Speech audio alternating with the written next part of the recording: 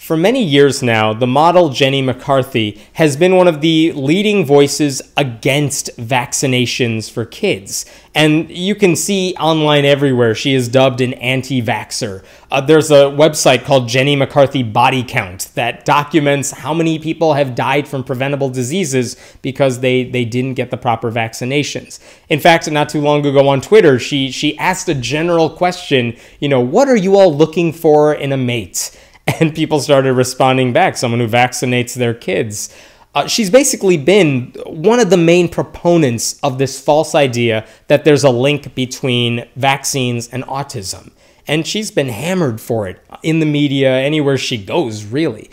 So over the weekend, she wrote an op-ed for the Chicago Sun-Times newspaper, where she's an occasional columnist, and she said, "I'm not an anti-vaxxer, so stop calling me that. Look, I'm in this gray area," which is weird for her to say because there's no scientifically proven gray area to be in. You're either for vaccines or you don't understand science.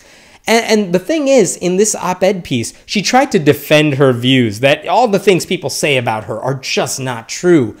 And in the process of explaining all that, she showed exactly why she's an anti-vaxxer. She didn't even mention that there's no link between vaccines and autism. She just ignored that piece altogether.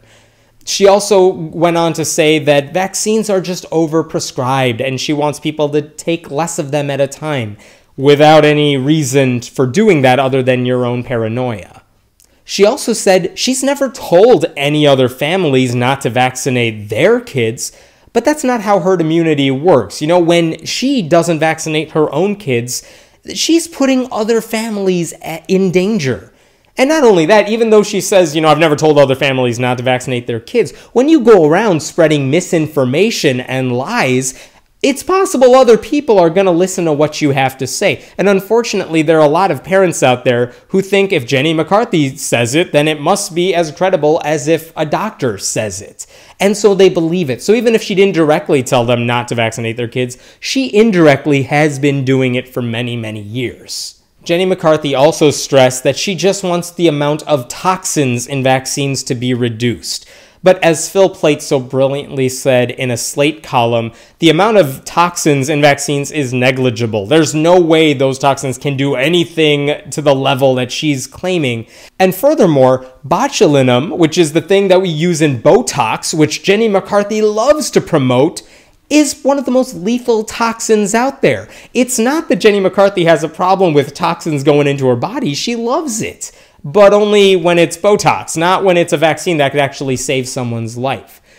What she's been promoting for many years is anti-vaccination, whether she likes the label or not. If she wants to do something good, she can actually look into the science and find out why she's been wrong all these years, but that would take research, and that would take some studying, and she doesn't want to do that. She'd rather just promote this false information that's been discredited many, many times over through research journals, through credible medical professionals, and it's unfortunate that she still hasn't been able to see the light.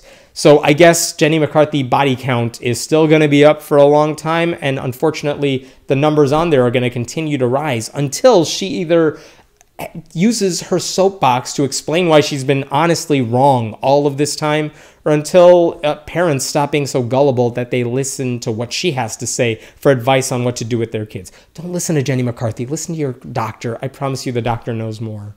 My name is Hemant Mehta, and I write for FriendlyAtheist.com. Please leave a message below and we will check it out.